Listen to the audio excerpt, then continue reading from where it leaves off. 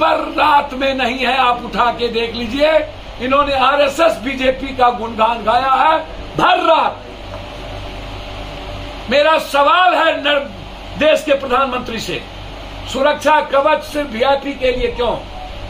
एक ही ट्रेन पर सारा बजट का पैसा खर्चा 8 करोड़ रुपया, 16 डिब्बा बोले थे, मात्र 8 डिब्बा क्यों?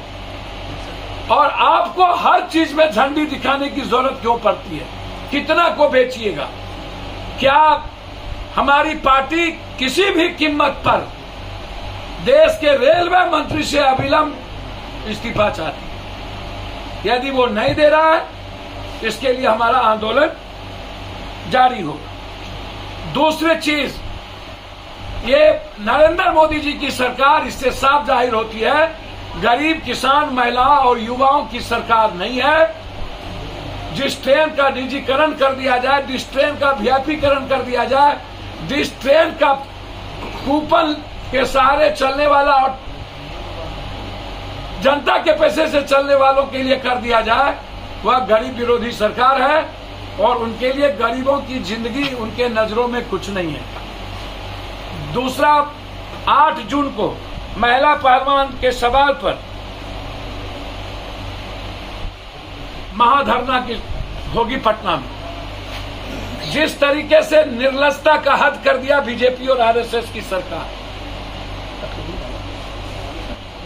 जिस तरीके से एक बेटी आई थी सिंगापुर से मृत, जिनका नाम निर्भया था, देश के पीएम और देश के सोनिया गांधी जो वाहिद एक शख्सियत है, वो गई थी एयरपोर्ट पर लाने के लिए उस लाश को।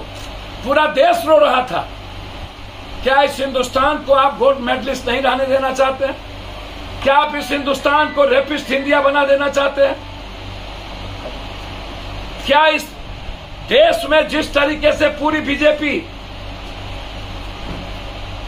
शोषण करने वाला, मैं जानना चाहता हूं, जो चीज कल टेलीग्राफ में पूरा डिटेल में हिंदुस्तान में दिया गया है, क्या ये बेशर्मी नहीं है? क्या ये देश के बेटी बचाओ बेटी पढ़ाओ जो वो बात जो उसने कही थी, उसने क्या हमेशा, क्या इनकी डिक्शनरी में मॉरल वैल्यू नहीं है? या जो अपने आईएएस को ट्रेन बेचने के लिए, रेलवे प्लेटफॉर्म बेचने के लिए लगाए हैं, क्या उनसे ज्यादा महत्वपूर्ण इस देश की जनता की जान की कीमत नहीं है? क्या उनकी कोई वैल्यू नहीं है? क्या हिंदुस्तान में जब रेलवे विभाग को लाया गया था और अलग बजट दिए गए थे और आपने इसको जनरल बजट में कर दिया और मात्र 2 लाख कुछ करोड़ रुपया इसका बजट, हिंदुस्तान के रेल विभाग का मतलब था नो प्रॉफिट नो लॉस। गरीब आम आदमी, मिडिल क्लास, महिलाएं और बेरोजगार मजदूरों के लिए एक सुरक्षित ट्रेन, साफ सुथरा ट्रेन और आम आदमी को पर बोझ कम पड़े और एक लंबा सफर कर सके। 9 सालों के अंदर इन्होंने 3 गुने पैसे बढ़ा दिए। कोरोना के बाद इन्होंने हर स्टेट में रेल कम कर दिया, बजट कम कर दिया और रेलवे की सुरक्षा पर से ध्यान हटा के प्लेटफॉर्म के टिकट 100 रुपया, 80 रुपया, 200 रुपया करना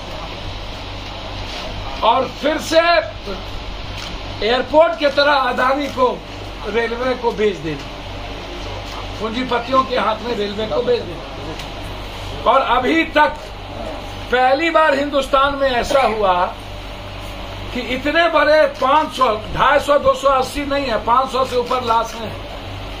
इतने बड़े मौत के बाद नरेंद्र मोदी जी वहां गए तो वहां जय जयकारा करा दी।